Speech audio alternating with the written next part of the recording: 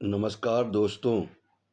आज की कहानी है कुसुम, मुंशी प्रेमचंद द्वारा लिखित।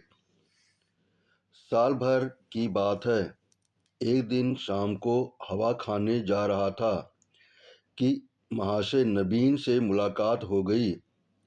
मेरे पुराने दोस्त हैं, बड़े बेतकल्लुफ़ और मनचले। आगरे में मकान है, अच्छे कवि हैं। उनके कवि समाज में कई बार शरीक हो चुका हूँ। ऐसा कविता का उपासक मैंने नहीं देखा। पेशा तो वकालत, पर डूबे रहते हैं काव्य चिंतन में। आदमी जहीन है। मुकदमा सामने आया और उसकी तह तक पहुँच गए।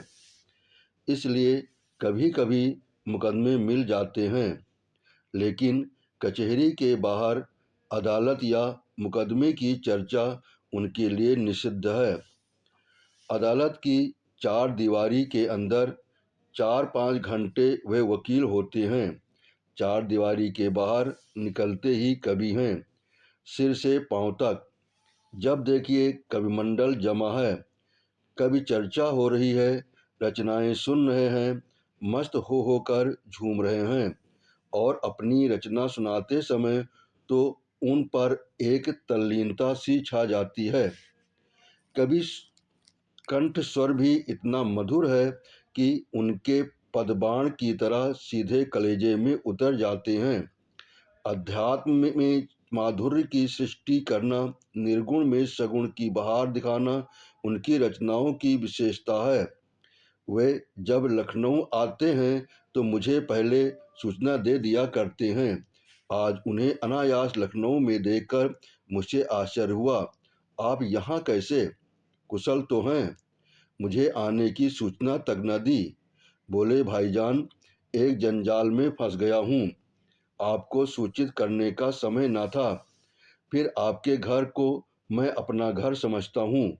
इस तकल्लुफ़ की क्या ज़रूरत है कि आप मेरे लिए कोई विशेष प्रबंध करें? मैं एक ज़रूरी मामले में आपको कष्ट देने आया हूँ। इस वक्त की सैर को स्थगित कीजिए और चलकर मेरी विपत्ति कथा सुनिए। मैंने घबराकर कहा, आपने तो मुझे चिंता में डाल दिया। आप और विपत्ति कथा? मेरे तो प्राण सूखे जाते हैं। घर चलिए, चित्त शांत हो तो सुनाऊं। बाल बच्चे तो अच्छी तरह हैं? हाँ, सब अच्छी तरह हैं, वैसी कोई बात नहीं है। तो चलिए, रेस्तरां में कुछ जलपान कर लीजिए। नहीं भाई, इस वक्त मुझे जलपान नहीं सूझता। हम दोनों घर की ओर चले। घर पहुंचकर उनका हाथ मुंह धुलाया, शरबत पिलाया। इलायची पान खाकर उन्होंने अपनी विपत्ति कथा सुनानी शुरू की। कुसुम के विवाह में आप गए ही थे। उसके पहले भी आपने उसे देखा था। मेरा विचार है कि किसी सरल प्रकृति के युवक को आकर्षित करने के लिए जिन गुणों की जरूरत है, वे सब उसमें मौजूद हैं। आपका क्या ख्याल है? मैंने तत्परता से कहा, मैं आपसे कहीं ज्यादा कुसुम का प्रशंसक हूँ। ऐसी लज्जाशील, सुघड़, सलीकेदार और विनोदिनी बालिका मैंने दूसरी नहीं देखी। महाशय नबीन ने करुण स्वर में कहा, वही कुसुम आज अपने पति के निर्दय व्यवहार के कारण रो रो कर प्राण दे रही है। उसका गौना हुए 1 साल हो रहा है। इस बीच में वह 3 बार ससुराल गई, पर उसका पति उससे बोलता ही नहीं। उसकी सूरत से बेजार है। मैंने बहुत चाहा कि उसे बुलाकर दोनों में सफाई करा दूं, मगर न आता है, न मेरे पत्रों का उत्तर देता है। न जाने क्या गांठ पड़ गई है कि उसने इस बेदर्दी से आंखें फेर ली। अब सुनता हूँ उसका दूसरा विवाह होने वाला है। कुसुम का बुरा हाल हो रहा है। आप शायद उसे देखकर पहचान भी न सकें। रात दिन रोने के सिवा दूसरा काम नहीं है। इससे आप हमारी परेशानी का अनुमान कर सकते हैं। जिंदगी की सारी अभिलाषाएं मिटी जाती हैं। हमें ईश्वर ने पुत्र न दिया, पर हम अपनी कुसुम को पाकर संतुष्ट थे और अपने भाग्य को धान्य मानते थे। उसे कितने लाड़ प्यार से पाला, कभी उसे फूल की छड़ी से भी न छुआ। उसकी शिक्षा दीक्षा में कोई बात उठा न रखी। उसने बीए नहीं पास किया, लेकिन विचारों की प्रौढ़ता और ज्ञान विस्तार में किसी ऊंचे दर्जे की शिक्षित महिला से कम नहीं। आपने उसके लेखे देखे हैं। मेरा ख्याल है बहुत कम देवियां वैसे लेख लिख सकती हैं। समाज, धर्म, नीति सभी विषयों में उसके विचार बड़े परिष्कृत हैं। बहस करने में तो वो इतनी पटु है कि मुझे आश्चर्य होता है। गृह प्रबंध में इतनी कुशल कि मेरे घर का प्राय सारा प्रबंध उसी के हाथ में था। किंतु पति की दृष्टि में वह पांव की धूल के बराबर भी नहीं। बार बार पूछता हूँ, तूने उसे कुछ कह दिया है या क्या बात है? आखिर वह क्यों तुझसे इतना उदासीन है? इसके जवाब में रोकर यही कहती है, मुझसे तो उन्होंने कभी कोई बातचीत ही नहीं की। मेरा विचार है कि पहले ही दिन दोनों में कुछ मन मुटाव हो गया। वह कुसुम के पास आया होगा और उससे कुछ पूछा होगा। उसने मारे शर्म के जवाब ना दिया होगा। संभव है उससे दो चार बातें और भी की हों। कुसुम ने सिर ना उठाया होगा। आप जानते ही हैं कि कितनी शर्मीली है। बस पतिदेव रूठ गए होंगे। मैं तो कल्पना ही नहीं कर सकता कि कुसुम जैसी बालिका से कोई पुरुष उदासीन रह सकता है। लेकिन दुर्भाग्य को कोई क्या करे। दुखिया ने पति के नाम कई पत्र लिखे, पर उस निर्दयी ने एक का भी जवाब न दिया। सारी चिट्ठियां लौटा दी। मेरी समझ में नहीं आता कि उस भी पाषाण हृदय को कैसे पिघलाऊं। मैं अब खुद को उसे कुछ लिख नहीं सकता। आप ही कुसुम की प्राण रक्षा करें, नहीं तो शीघ्र ही उसके जीवन का अंत हो जाएगा और उसके साथ हम दोनों प्राणी भी सिधार जाएंगे। उसकी व्यथा अब नहीं देखी जाती। नवीन जी की आंखें सजल हो गईं। मुझे भी अत्यंत क्षोभ हुआ। उन्हें तसल्ली देता हुआ बोला, आप इतने दिनों इस चिंता में पड़े रहे, मुझसे पहले भी क्यों न कहा? मैं आज ही मुरादाबाद जाऊंगा और उस लौंडे की इस बुरी तरह खबर लूंगा कि वो भी याद करेगा। बचा तो जबरदस्ती घसीट कर लाऊंगा और कुसुम के पैरों पर गिरा दूंगा। नवीन जी मेरे आत्मविश्वास पर मुस्कुराकर बोले, आप उससे क्या कहेंगे ये न पूछिए। वशीकरण के जितने मंत्र हैं उन सभी की परीक्षा करूंगा तो आप कदापि सफल न होंगे। वह इतना शीलवान, इतना विनम्र, इतना प्रसन्न मुख है, इतना मधुरभाषी कि आप वहां से उसके भक्त होकर लौटेंगे। वह नित्य आपके सामने हाथ बांधे खड़ा रहेगा। आपकी सारी कठोरता शांत हो जाएगी।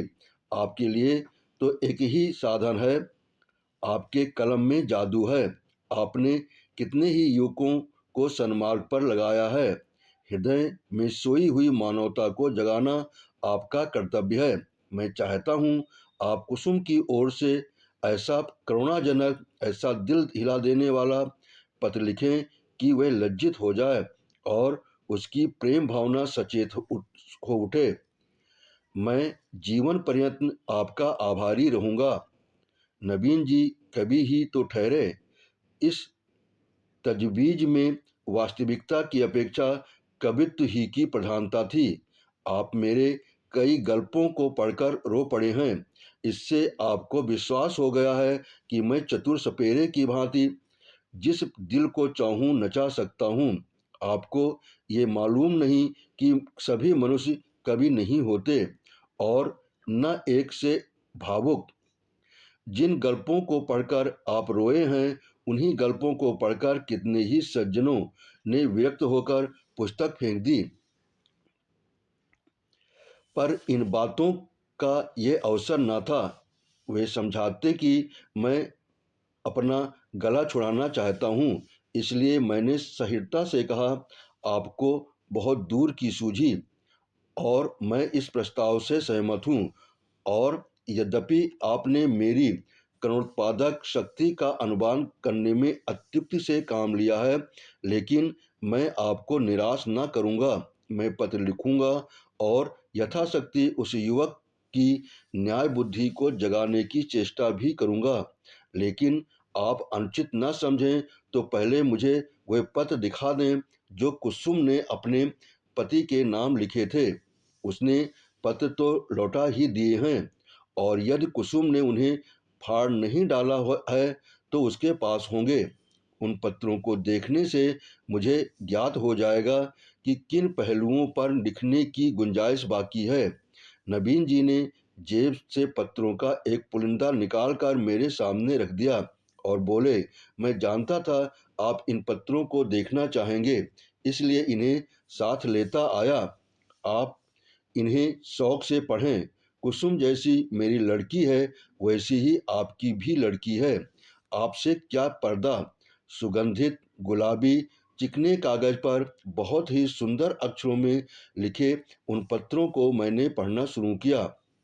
मेरे स्वामी, मुझे यहाँ आए 1 सप्ताह हो गया, लेकिन आंखें पल भर के लिए भी नहीं झपकीं।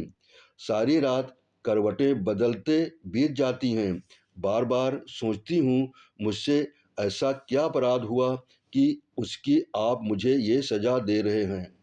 आप मुझे झिड़कें, घुड़कें, कोसें, इच्छा हो तो मेरे कान भी पकड़ें।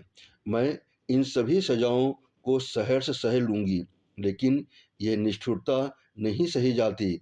मैं आपके घर 1 सप्ताह रही, परमात्मा जानता है कि मेरे दिल में क्या क्या अरमान थे। मैंने कितनी बार चाहा कि आपसे कुछ पूछें, आपसे अपने अपराधों को क्षमा कराऊं, लेकिन आप मेरी परछाई से भी दूर भागते थे। मुझे कोई अवसर न मिला। आपको याद होगा कि जब दोपहर को सारा घर सो जाता था तो मैं आपके कमरे में जाती थी और घंटों सिर झुकाए खड़ी रहती थी, पर आपने कभी आंख उठाकर न देखा। उस वक्त मेरे मन की क्या दशा होती थी, इसका कदाचित आप अनुमान न कर सकेंगे। मेरी जैसी अभागिनी स्त्रियां इसका कुछ अंदाज कर सकती हैं। मैंने अपनी सहेलियों से इनकी सुहागरात की कथाएं सुन सुनकर अपनी कल्पना में सुखों का जो स्वर्ग बनाया था, उसे आपने कितनी निर्दयता से नष्ट कर दिया। मैं आपसे पूछती हूँ, क्या आपके ऊपर मेरा कोई अधिकार नहीं है? अदालत भी किसी अपराधी को दंड देती है तो उस पर कोई न कोई अभियोग लगाती है, गवाहियाँ लेती हैं, उनका बयान सुनती है। आपने तो कुछ पूछा ही नहीं। मुझे अपनी खता मालूम हो जाती तो आगे के लिए सचेत हो जाती।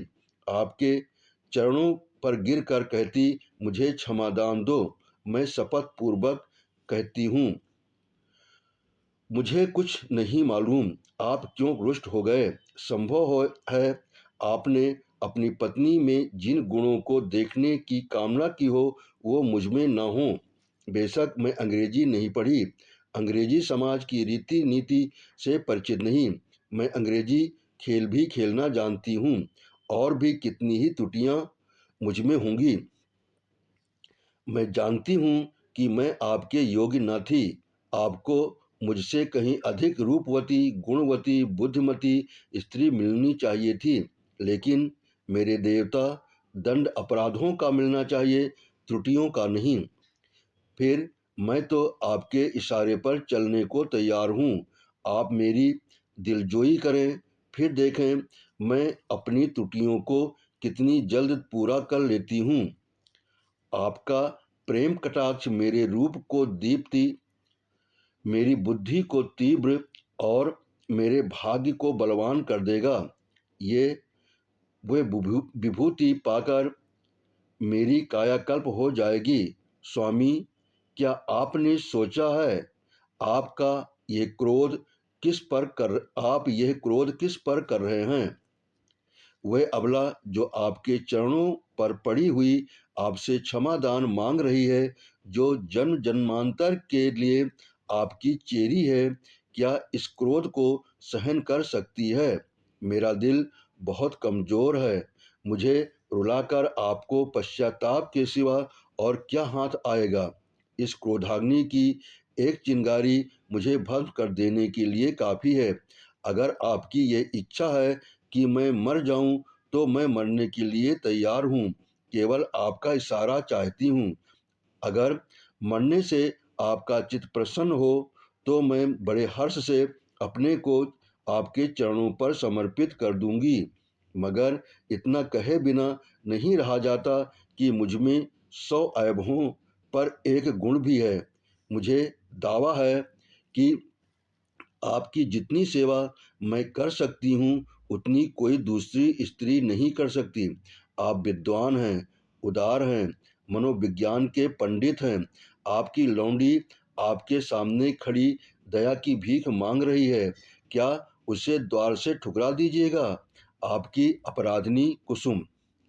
ये पत्र पढ़कर मुझे रोमांच हो आया। ये बात मेरे लिए असह्य थी कि कोई स्त्री अपने पति की इतनी खुशामद करने पर मजबूर हो जाए। पुरुष अगर स्त्री से उदासीन रह सकता है, तो स्त्री उसे क्यों नहीं ठुकरा सकती? वह दुष्ट समझता है कि विवाह ने एक स्त्री को उसका गुलाम बना दिया। वह उस अबला पर जितना अत्याचार चाहे करे, कोई उसका हाथ नहीं पकड़ सकता, कोई चूं भी नहीं कर सकता। पुरुष अपनी दूसरी, तीसरी, चौथी शादी कर सकता है। स्त्री से कोई संबंध न रखकर भी उस पर उसी कठोरता से शासन कर सकता है। वह जानता है कि स्त्री कुल मर्यादा के बंधनों में जकड़ी हुई है। उसे रो रो कर मर जाने के सिवा और कोई उपाय नहीं है। अगर उसे भय होता कि औरत भी उसकी ईंट का जवाब पत्थर से नहीं, ईंट से भी नहीं, केवल थप्पड़ से दे सकती है, तो उससे कभी इस बदमिजाजी का साहस न होता। बेचारी स्त्री कितनी विवश है। शायद मैं कुसुम की जगह होता, तो इस निष्ठुरता का जवाब इसकी 10 गुनी कठोरता से देता, उसकी छाती पर मूंग दलता, संसार के हंसने की जरा भी चिंता न करता। समाज अबलाओं पर इतना जुल्म देख सकता है और चूं तक नहीं करता। उसके रोने या हंसने की मुझे जरा भी परवाह न होती। अरे अभागे युवक, तुझे खबर नहीं, तू अपने भविष्य की गर्दन पर कितनी बेदर्दी से छुरी फेर रहा है। ये वो समय है जब पुरुष को अपने प्रणय भंडार से स्त्री के माता पिता, भाई बहन, सखियां सहेलियां सभी के प्रेम की पूर्ति करनी पड़ती है। अगर पुरुष में ये सामर्थ्य नहीं है, तो स्त्री की क्षुधित आत्मा को कैसे संतुष्ट रख सकेगा? परिणाम वही होगा जो बहुधा होता है। अबला कुढ़ कुढ़ कर मर जाती है। यही वह समय है जिसकी स्मृति जीवन में सदैव के लिए मिठास पैदा कर देती है। स्त्री की प्रेम सुधा इतनी तीव्र होती है कि वह पति का स्नेह पाकर अपना जीवन सफल समझती है, और इस प्रेम के आधार पर जीवन के सारे कष्टों को हंस खेल कर सह लेती है। यही वह समय है जब हृदय में प्रेम का बसंत आता है और उसमें नई नई आशा कोपलें निकलने लगती हैं। ऐसी कौन निर्दयी है जो इस ऋतु में उस वृक्ष पर कुल्हाड़ी चलाएगा? यही वह समय है जब शिकारी किसी पक्षी को उसके बसेरे में ले जाकर पिंजरे में बंद कर देता है। क्या वो उसकी गर्दन पर छुरी चलाकर उसका मधुर गान सुनने की आशा रखता है? मैंने दूसरा पत्र पढ़ना शुरू किया। मेरे जीवन धान। 2 सप्ताह जवाब की प्रतीक्षा करने के बाद आज फिर यही उलाहना देने बैठी हूँ। जब मैंने वह पत्र लिखा था, तो मेरा मन गवाही दे रहा था कि उसका उत्तर जरूर आएगा। आशा के विरुद्ध आशा लगाए हुए थी। मेरा मन अब भी इसे स्वीकार नहीं करता कि जानबूझकर उसका उत्तर नहीं दिया। कदाचित आपको अवकाश नहीं मिला, या ईश्वर न करे कहीं आप अस्वस्थ तो नहीं हो गए। किससे पूछूं? इस विचार से ही मेरा हृदय कांप रहा है। मेरी ईश्वर से यही प्रार्थना है कि आप प्रसन्न और स्वस्थ हों। पत्र मुझे न लिखें, न सही, रोकर चुप ही तो हो जाऊंगी। आपको ईश्वर का वास्ता है, अगर आपको किसी प्रकार का कष्ट हो तो मुझे तुरंत पत्र लिखिए। मैं किसी को साथ लेकर आ जाऊंगी। मर्यादा और परिपाटी के बंधनों से मेरा जी घबराता है। ऐसी दशा में भी यदि आप मुझे अपनी सेवा से वंचित रखते हैं तो आप मुझसे मेरा ये अधिकार छीन रहे हैं, जो मेरे जीवन की सबसे मूल्यवान वस्तु है। मैं आपसे और कुछ नहीं मांगती। आप मुझे मोटे से मोटा खिलाइए, मोटे से मोटा पहनाइए, मुझे जरा भी शिकायत न होगी। मैं आपके साथ घोर से घोर विपत्ति में भी प्रसन्न रहूंगी। मुझे आभूषणों की लालसा नहीं, महल में रहने की लालसा नहीं, सैर तमाशे की लालसा नहीं, धन बटोरने की लालसा नहीं। मेरे जीवन का उद्देश्य केवल आपकी सेवा करना है, यही उसका ध्येय है। मेरे लिए दुनिया में कोई देवता नहीं, कोई गुरु नहीं, कोई हाकिम नहीं। मेरे देवता आप हैं, मेरे राजा आप हैं। मुझे अपने चरणों से न हटाइए, मुझे ठुकराइए नहीं। मैं सेवा और प्रेम के फूल लिए कर्तव्य और व्रत की भेंट अंचल में सजाए आपकी सेवा में आई हूँ। मुझे इस भेंट को, इन फूलों को अपने चरणों पर रखने दीजिए। उपासक का काम तो पूजा करना है। देवता उसकी पूजा स्वीकार करता है या नहीं, ये सोचना उसका धर्म नहीं। मेरे सिरताज, शायद आपको पता नहीं आजकल मेरी क्या दशा है। यदि मालूम होता तो आप इस निष्ठुरता का व्यवहार न करते। आप पुरुष हैं, आपके हृदय में दया है, सहानुभूति है, उदारता है। मैं विश्वास नहीं कर सकती कि आप मुझ जैसी नाचीज पर क्रोध कर सकते हैं। मैं आपकी दया के योग्य हूँ। कितनी दुर्बल, कितनी अपंग, कितनी बेजबान।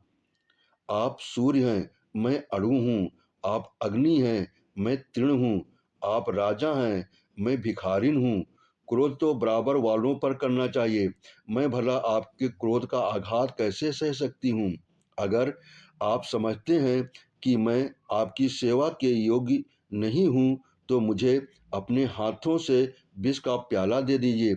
मैं उसे सुधा समझकर सिर और आँखों से लगाऊंगी और आंखें बंद करके पी जाऊंगी। जब जीवन आपकी भेंट हो गया तो आप मारें या जिलाएं, ये आपकी इच्छा है। मुझे यही संतोष काफ़ी है कि मेरी मृत्यु से आप निश्चिंत हो गए।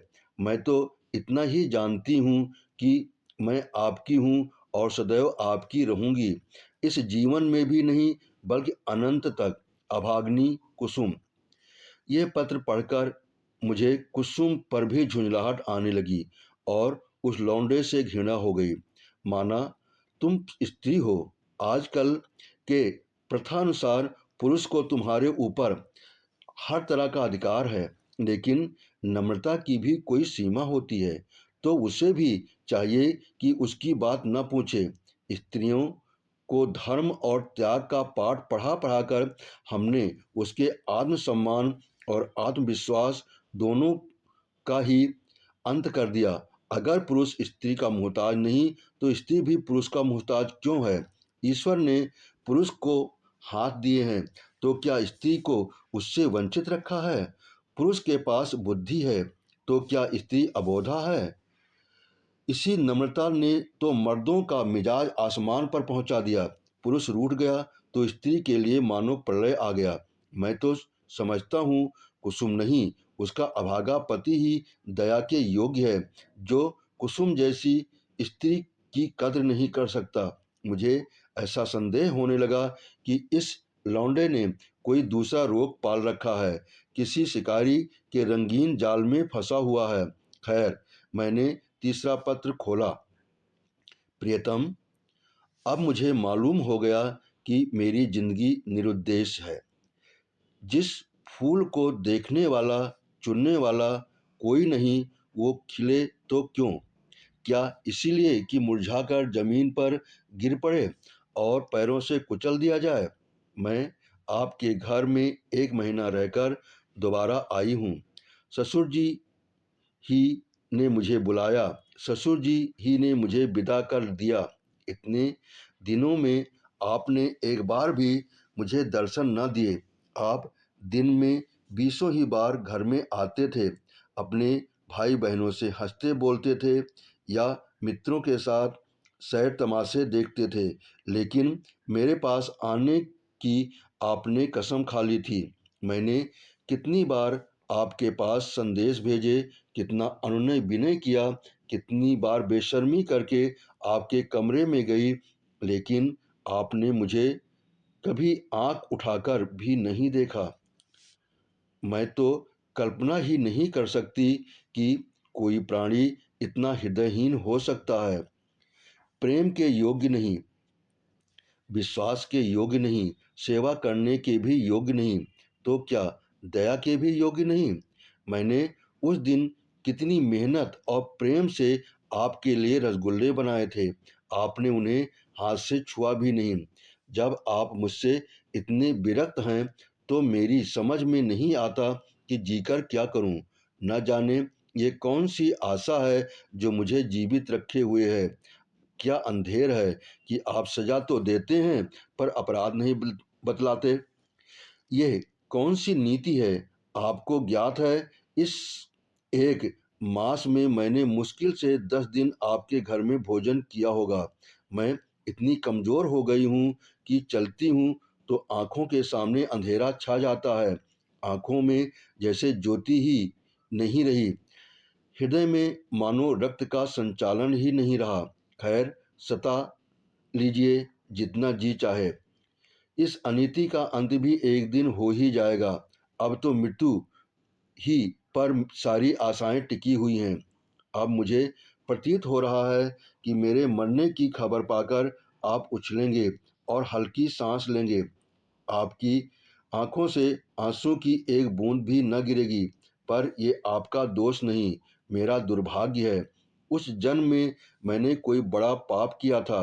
मैं चाहती हूँ मैं भी आपकी तरह प्रवाह न करूं, आप ही की तरह आपसे आंखें फेर लूं, मुंह फेर लूं, दिल फेर लूं, लेकिन न जाने क्यों मुझ में वो शक्ति नहीं है। क्या लता वृक्ष की भांति खड़ी हो सकती है? वृक्ष के लिए किसी सहारे की जरूरत नहीं।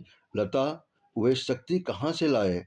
वह तो वृक्ष से लिपटने के लिए पैदा की गई है। उसे वृक्ष से अलग कर दो तो वो सूख जाएगी। मैं आपसे पृथक अपने अस्तित्व की कल्पना ही नहीं कर सकती। मेरे जीवन की हर एक गति, प्रत्येक विचार, प्रत्येक कामना में आप मौजूद हैं। मेरा जीवन यह वृत्त है जिसके केंद्र आप हैं। मैं वह हार हूँ जिसके प्रत्येक फूल में आप धागे की तरह घुसे हैं। उस धागे के बगैर हार के फूल बिखर जाएंगे और धूल में मिल जाएंगे। मेरी एक सहेली है, सन्नो। उसका 1 साल पाणिग्रहण हो गया है। उसका पति जब ससुराल आता है, सन्नो के पांव जमीन पर नहीं पड़ते। दिन भर में न जाने कितने रूप बदलती है। मुख कमल खिल जाता है, उल्लास संभाले नहीं संभलता, उसे बिखेरती लुटाती चलती है, हम जैसे अभागों के लिए। जब आकर मेरे गले से लिपट जाती है तो हर्ष और उन्माद की वर्षा से जैसे मैं लथपथ हो जाती हूँ। दोनों अनुराग से मतवाले हो रहे हैं। उनके पास धन नहीं है, जायदाद नहीं है, मगर अपनी दरिद्रता में भी मगन है। इस अखंड प्रेम का एक क्षण, उसकी तुलना में संसार की कौन सी वस्तु रखी जा सकती है? मैं जानती हूँ ये रंगरलियाँ और बेफिक्रियाँ बहुत दिन न रहेंगी। जीवन की चिंताएं और दुराशाएं उन्हें भी परास्त कर देंगी, लेकिन ये मधुर स्मृतियाँ संचित धन की भांति अंत तक उन्हें सहारा देती रहेंगी। प्रेम में भीगी हुई सूखी रोटियां प्रेम में रंगे हुए मोटे कपड़े और प्रेम के प्रकाश से आलोकित छोटी सी कोठरी, अपनी इस विपन्नता में भी वह स्वाद, वह शोभा और वह विश्राम रखती हैं जो शायद देवताओं को स्वर्ग में भी नसीब नहीं। जब सन्नों का पति अपने घर चला जाता है तो वो दुखिया किस तरह फूट फूट कर रोती है कि मेरा हृदय गदगद हो जाता है। उसके पत्र आ जाते हैं तो मानो उसे कोई विभूति मिल जाती है। उसके रोने में भी, उसके विफलताओं में भी, उसके उपालंभों में भी एक स्वाद है, एक रस है। उसके आंसू व्यग्रता और विह्वलता के हैं, मेरे आंसू निराशा और दुख के। उसकी व्याकुलता में प्रतीक्षा और उल्लास है, मेरी व्याकुलता में दैन्य और परवशता। उसके उपालंभ में अधिकार और ममता है, मेरे उपालंभ में भग्नता और रुदन। पथ लंबा हुआ जाता है और दिल का बोझ हल्का नहीं होता। भयंकर गर्मी पड़ रही है। दादा मुझे मसूरी ले जाने का विचार कर रहे हैं। मेरी दुर्बलता ने उन्हें टीबी का संदेह हो रहा है। वो नहीं जानते कि मेरे लिए मसूरी नहीं, स्वर्ग भी काल कोठरी है। अभागिन कुसुम, मेरे पत्थर के देवता, कल मसूरी से लौट आई। लोग कहते हैं बड़ा स्वास्थ्यवर्धक और रमणीक स्थान है। होगा। मैं तो एक दिन भी कमरे से नहीं निकली। भग्न हृदयों के लिए संसार सूना है। मैंने रात एक बड़े मजे का सपना देखा, बतलाऊं? पर क्या फायदा, न जाने क्यों मैं अब भी मौत से डरती हूँ। आशा का कच्चा धागा मुझे अब भी जीवन के बांधे हुए है। जीवन उद्यान के द्वार पर जाकर बिना सैर किए लौट आना कितना हसरतनाक है। अंदर क्या सुषमा है, क्या आनंद है। मेरे लिए वे द्वार ही बंद है। कितनी अभिलाषाओं से बिहार का आनंद उठानी चली थी, कितनी तैयारियों से, पर मेरे पहुंचते ही द्वार बंद हो गया। अच्छा बतलाओ, मैं मर जाऊंगी तो मेरी लाश पर आंसू की 2 बूंदें गिराओगे? जिसकी जिंदगी भर की जिम्मेदारियां ली थीं, जिसकी सदैव के लिए बाह पकड़ी थी, क्या उसके साथ इतनी भी उदारता न करोगे? मरने वालों के अपराध भी क्षमा कर दिया करते हैं, तुम भी क्षमा कर देना। आकर मेरे शव को अपने हाथों से नहलाना, अपने हाथ से सुहाग के सिंदूर लगाना, अपने हाथ से सुहाग की चूड़ियां पहनाना, अपने हाथ से मेरे मुंह में गंगाजल डालना, 2-4 पग कंधा दे देना। बस मेरी आत्मा संतुष्ट हो जाएगी और तुम्हें आशीर्वाद देगी। मैं वचन देती हूँ कि मालिक के दरबार में तुम्हारा यश गाऊंगी। क्या वो भी महंगा सौदा है? इतने से शिष्टाचार से तुम अपनी सारी जिम्मेदारियों से मुक्त हो जाते हो। आह, मुझे विश्वास होता है कि तुम इतना शिष्टाचार करोगे तो मैं कितनी खुशी से मौत का स्वागत करती। लेकिन मैं तुम्हारे साथ अन्याय न करूंगी। तुम कितने ही निष्ठुर हो, इतने निर्दयी नहीं हो सकते। मैं जानती हूँ तुम ये समाचार पाते ही आओगे और शायद एक क्षण के लिए मेरी शोक मृत्यु पर तुम्हारी आंखें रो पड़ें। कहीं मैं अपने जीवन में वे शुभ अवसर देख सकती।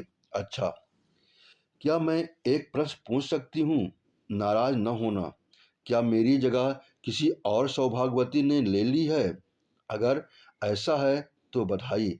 जरा उसका चित्र मेरे पास भेज देना। मैं उसकी पूजा करूँगी, उसके चरणों पर शीश नवाऊंगी। मैं जिस देवता को प्रसन्न न कर सकी, उसी देवता से उसने वरदान प्राप्त कर लिया। ऐसी सौभाग्नी के तो चरण धो धो कर पीना चाहिए। मेरी हार्दिक इच्छा है कि तुम उसके साथ सुखी रहो।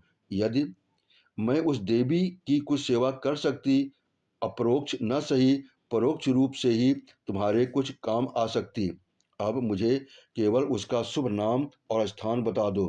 मैं सिर के बल दौड़ी हुई उसके पास जाऊंगी और कहूंगी, देवी तुम्हारी लौंडी हूँ, इसलिए कि तुम मेरे स्वामी की प्रेमिका हो।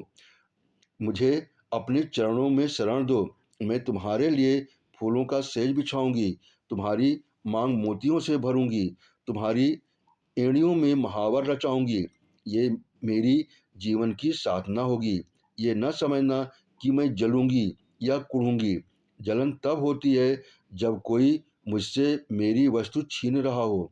जिस वस्तु को अपना समझने का मुझे कभी सौभाग्य न हुआ, उसके लिए मुझे जलन क्यों हो। अभी बहुत कुछ लिखना था, लेकिन डॉक्टर साहब आ गए हैं। बेचारा हृदय दाह को टीबी समझ रहा है। दुख की सताई हुई कुसुम। इन दोनों पत्रों ने धैर्य का प्याला भर दिया। मैं बहुत ही आवेशहीन आदमी हूँ। भावुकता मुझे छू भी नहीं गई। अधिकांश कलाविंदों की भांति मैं भी शब्दों से आंदोलित नहीं होता। क्या वस्तु दिल से निकलती है? क्या वस्तु कोई मर्म को स्पर्श करने के लिए लिखी गई है? ये भेद बहुधा मेरे साहित्यिक आनंद में बाधक हो जाता है, लेकिन इन पत्रों ने मुझे आपे से बाहर कर दिया। एक स्थान पर तो सचमुच मेरी आंखें भर आईं।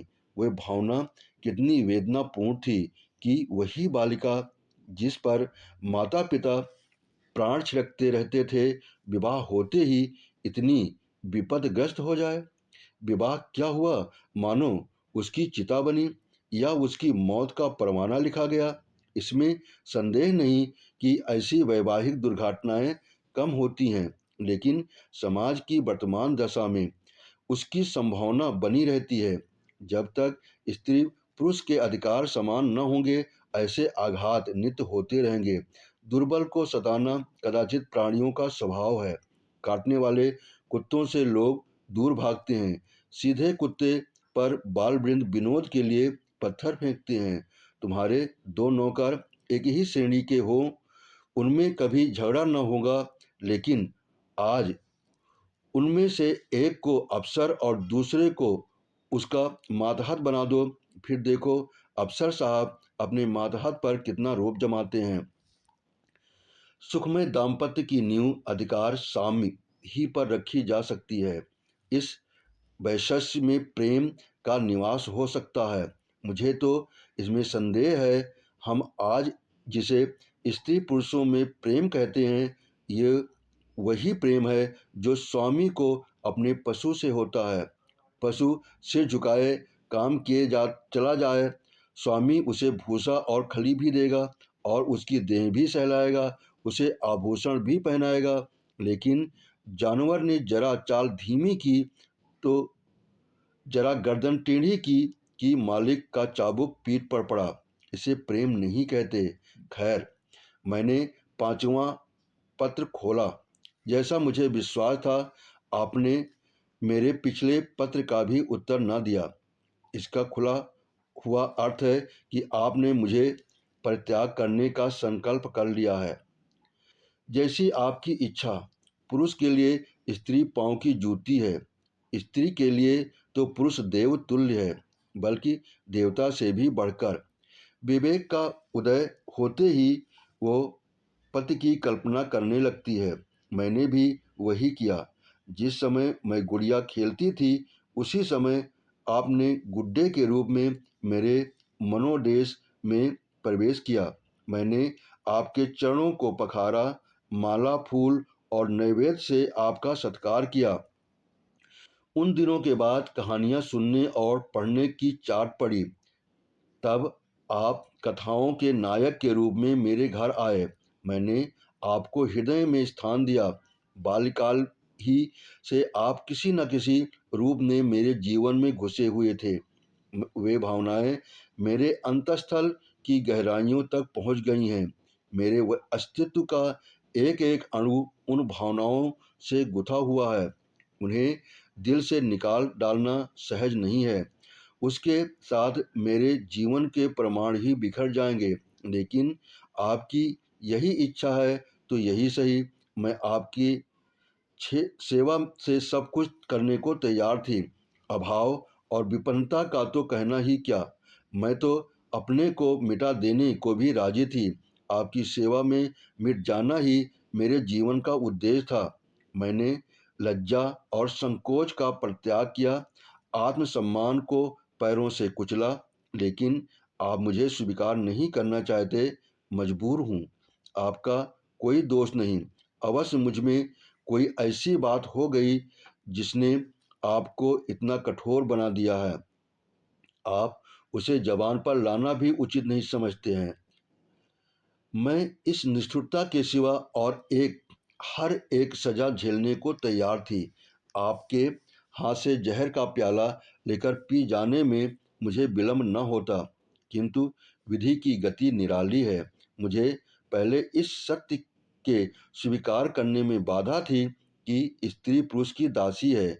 मैं उसे पुरुष की सहचरी, अर्धांगिनी समझती थी, पर अब मेरी आंखें खुल गईं।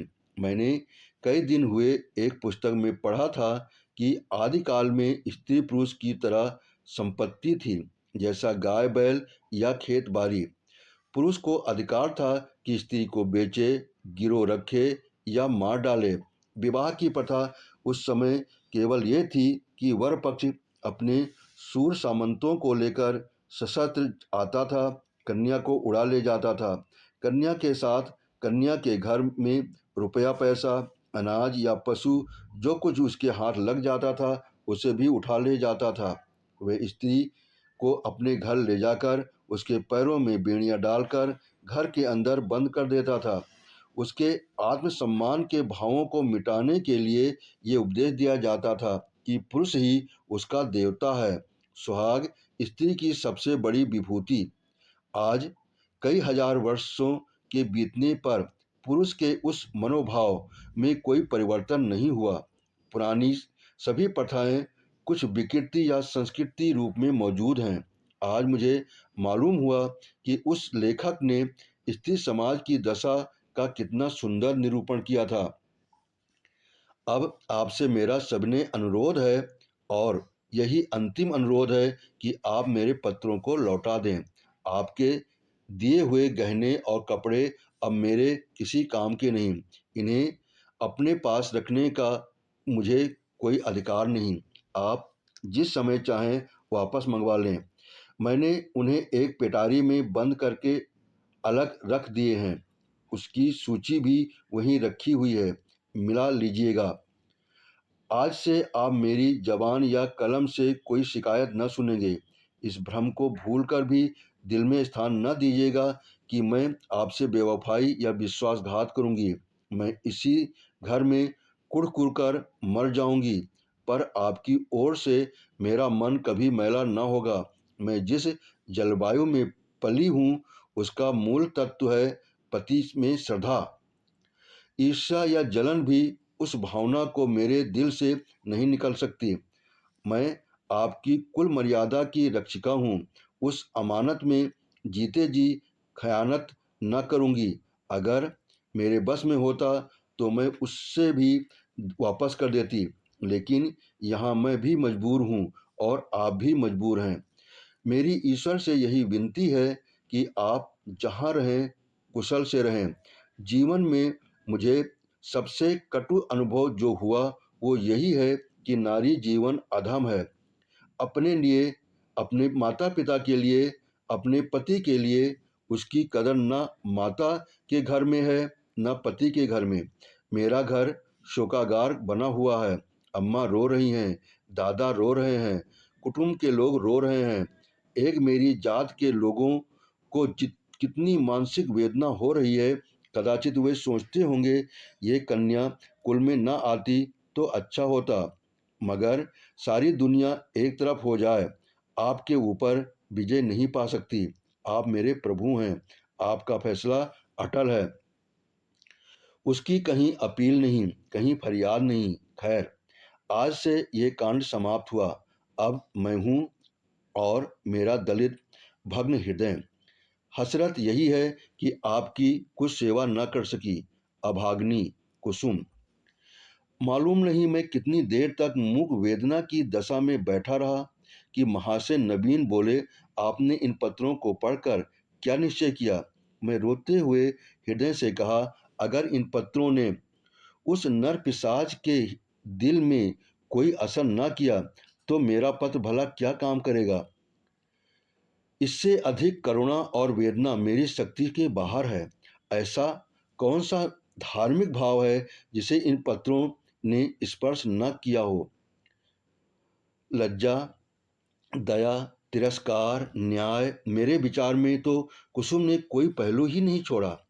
मेरे लिए अब यही अंतिम उपाय है कि मैं शैतान के सिर पर सवार हो जाऊं और उससे मुंह दर मुंह बातें करके इस समस्या की तह तक पहुंचने की चेष्टा करूं। अगर उसने कोई उसने मुझे कोई संतोषप्रद उत्तर न दिया तो मैं उसका और अपना खून एक कर दूंगा। या तो मुझी को फांसी होगी या वही काले पानी जाएगा। कुसुम ने जिस धैर्य और साहस से काम लिया है वो सराहनीय है। आप उसे सांत्वना दीजिएगा। मैं आज रात ही गाड़ी से मुरादाबाद जाऊंगा और परसों तक जैसी कुछ परिस्थिति होगी उसकी आपको सूचना दूंगा। मुझे तो ये कोई चरित्रहीन और बुद्धिहीन युवक मालूम होता है। मैं उस बहक में जाने क्या क्या बकता गया। इसके बाद हम दोनों भोजन करके स्टेशन चले। वह आगरा गए, मैं मुरादाबाद का रास्ता लिया। उनके प्राण अब भी सूखे जाते थे कि क्रोध के आवेश में कोई पागलपन न कर बैठूं। मेरे बहुत समझाने पर उनका चित्त शांत हुआ। मैं प्रातःकाल मुरादाबाद पहुंचा और जांच शुरू कर दी। इस युवक के चरित्र के विषय में मुझे जो संदेह था वह गलत निकला। मोहल्ले में, कॉलेज में, उसके इष्ट मित्रों में सभी उसके प्रशंसक थे। अंधेरा और गहरा होता हुआ जान पड़ा। संध्या समय मैं उसके घर जा पहुंचा। जिस निष्कपट भाव से वो दौड़कर मेरे पैरों पर झुका वो मैं नहीं भूल सकता। ऐसा वाक्चतुर, ऐसा सुशील और विनीत युवक मैंने नहीं देखा। बाहर और भीतर में इतना आकाश पाताल का अंतर मैंने कभी न देखा था। मैंने कुशलक्षेम और शिष्टाचार के दो चार वाक्यों के बाद पूछा, तुमसे मिलकर चित्त प्रसन्न हुआ, लेकिन आखिर कुसुम ने ऐसा क्या अपराध किया है जिसका तुम उसे इतना कठोर दंड दे रहे हो? उसने तुम्हारे पास कई पत्र लिखे, तुमने एक का भी उत्तर न दिया। वो दो तीन बार यहाँ से आई पर तुम उससे बोले तक नहीं। क्या उस निर्दोष बालिका का के साथ तुम्हारा ये अन्याय नहीं है? युवक ने लज्जित भाव से कहा, वो बहुत अच्छा होता कि आपने इस प्रश्न को न उठाया होता। उसका जवाब देना मेरे लिए बहुत मुश्किल है। मैंने तो इसे आप लोगों के अनुमान पर छोड़ दिया था, लेकिन इस गलतफहमी को दूर करने के लिए मुझे विवश होकर कहना पड़ेगा। ये कहते कहते वो चुप हो गया।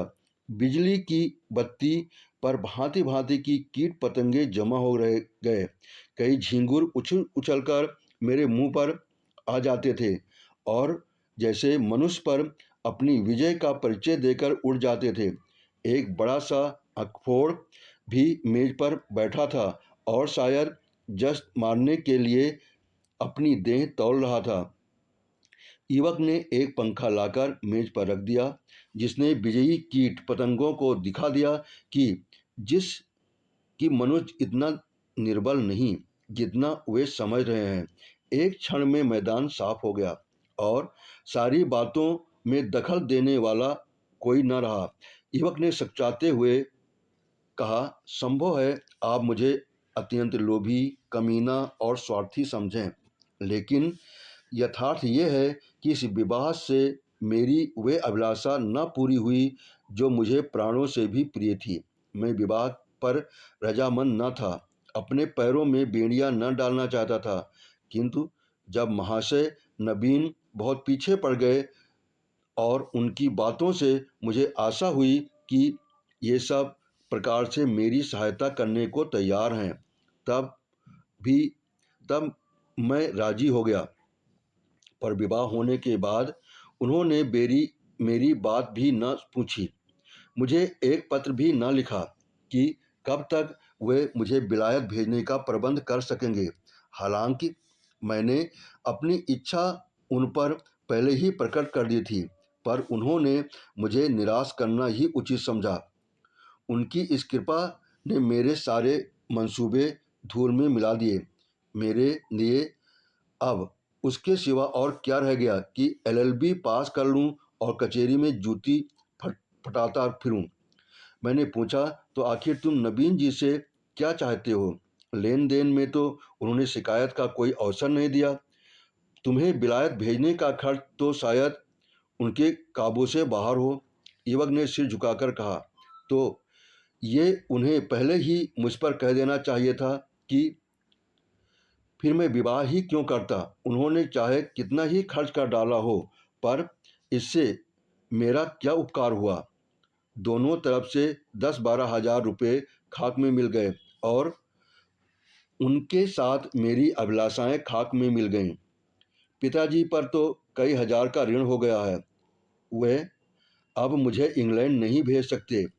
क्या पूज्य नवीन जी चाहते तो मुझे इंग्लैंड न भेज देते? उनके लिए 10-5 हजार की कोई हकीकत नहीं। मैं सन्नाटे में आ गया। मेरे मुंह से अनायास निकल गया, छी, वाह री दुनिया और वाह रे हिंदू समाज। तेरे यहाँ ऐसे ऐसे स्वार्थ के दास पड़े हुए हैं जो एक अबला का जीवन संकट में डालकर उसके पिता पर ऐसे अत्याचारपूर्ण दबाव डालकर ऊंचा पद प्राप्त करना चाहते हैं। विद्यार्जन के लिए विदेश जाना बुरा नहीं। ईश्वर सामर्थ्य दे तो शौक से जाओ, किंतु पत्नी का परित्याग करके ससुर पर इतना भार रखना निर्लज्जता की पराकाष्ठा है। तारीफ की बात तो तब थी कि तुम अपने पुरुषार्थ से जाते। जिस तरह किसी की गर्दन पर सवार होकर अपना आत्मसम्मान बेचकर गए तो क्या गए। इस पामर की दृष्टि में कुसुम का कोई मूल्य ही नहीं। वह केवल उसकी स्वार्थ सिद्धि का साधन मात्र है। ऐसे नीच प्रकृति के आदमी से कुछ तर्क करना व्यर्थ था। परिस्थिति ने हमारी चुटिया उसके हाथ में रखी थी और हमें उसके चरणों पर सिर झुकाने के सिवाय और कोई उपाय न था। दूसरी गाड़ी से मैं आगरे को जा पहुंचा और नवीन जी से यह वृत्तांत कहा। उन बेचारों को क्या मालूम था कि यहाँ सारी जिम्मेदारी उन्हीं के सिर डाल दी गई है। यद्यपि इस मंदी ने उनकी वकालत भी ठंडी कर रखी है और वह 10-5 हजार का खर्च सुगमता से नहीं उठा सकते, लेकिन इस युवक ने उनसे इसका संकेत भी दिया होता तो वह अवश्य कोई न कोई उपाय करते। कुसुम के सिवा उसका उनका कौन बैठा हुआ है? उन बेचारे को तो इस बात का ज्ञान ही न था। अतएव मैंने यूं ही उनसे ये समाचार कहा तो वो बोल उठे, छी, इस जरा सी बात को इस भले आदमी ने इतना तूल दे दिया। आज आप ही उसे लिख दें कि वह जिस वक्त जहाँ पढ़ने के लिए जाना चाहे शौक से जा सकता है। मैं उसका सारा भार स्वीकार करता हूँ। साल भर तक निर्दयी ने कुसुम को रुला रुला कर मार डाला। घर में इसकी चर्चा हुई। कुसुम ने भी माँ से सुना। मालूम हुआ 1,000 का चेक उसके पति के नाम भेज रहा है। पर इस तरह जैसे किसी संकट का मोचन करने के लिए अनुष्ठान किया जा रहा हो। कुसुम ने भ्रिकुटी सिकोड़ कर कहा, अम्मा, दादा से कह दो कहीं रुपए भेजने की जरूरत नहीं। माता ने विस्मित होकर बालिका की ओर देखा। कैसे रुपए? अच्छा, वो क्यों, इसमें क्या हर्ज है? लड़के का मन है तो विलायत जाकर पढ़े, हम क्यों रोकने लगे?